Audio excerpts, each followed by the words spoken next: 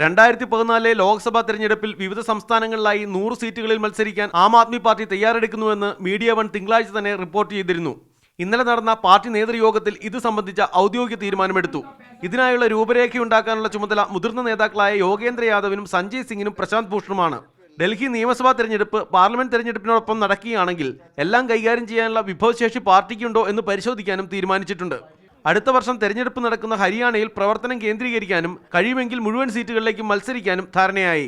Robert വധേരയുടെ ഭൂമിയിടപാട് പുറത്തുകൊണ്ടുവന്നതിനെ തുടർന്ന് സംസ്ഥാന സർക്കാരിന്റെ പ്രതികാര നടപടികൾ നേരിട്ടുകൊണ്ടിരിക്കുന്ന IAS ഉദ്യോഗസ്ഥൻ അശോക് ഖേംകെ ഹരിയാന തെരഞ്ഞെടുപ്പിനെ നയിക്കുകയാണെങ്കിൽ സന്തോഷകരമായിരിക്കുമെന്ന് അരവിന്ദ് കെജ്രിവാൾ പറഞ്ഞു.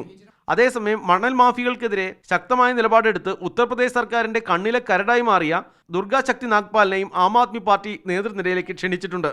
പ്രാദേശിക തലത്തിൽ ജനകീയ പ്രക്ഷോഭങ്ങളുമായി മുന്നോട്ടു പോകുന്ന സംഘടനകളെയും ജനനേതാക്കളെയും ആം ആദ്മി പാർട്ടിയിലേക്ക് ആകർഷിക്കാനും നടപടികൾ ആരംഭിച്ചു. ആന്ധ്രാപ്രദേശിലെ ജനസട്ട പാർട്ടിയുമായി ഇത്തരത്തിൽ ചർച്ച നടത്തി വരികയാണെന്ന് അരവിന്ദ് കെജ്രിവാൾ പറഞ്ഞു. സംഘടനയുടെ പരിമിതികളെ അതിജീവിച്ച് എങ്ങനെ ഇത്തരത്തിലുള്ള വലിയ അജണ്ടകളുമായി മുന്നോട്ടു പോകാം എന്നുള്ളതാണ് ഇപ്പോൾ ആം ആദ്മി പാർട്ടി നേതൃത്വം ആലോചിക്കുന്നത്. D Sreejith, media one.